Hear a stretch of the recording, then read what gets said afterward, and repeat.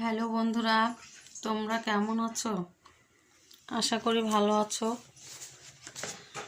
কেমন আছো সেটা কমেন্টে জানিও। আজকে বলবো একাদশী সম্বন্ধে।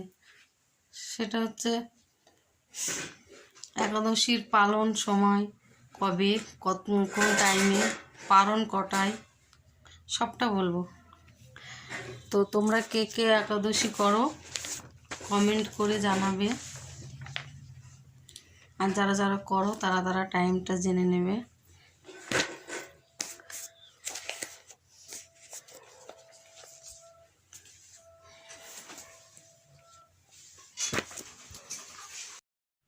তো সামনের একাদশীটা কি একাদশী সেটা জেনে নাও।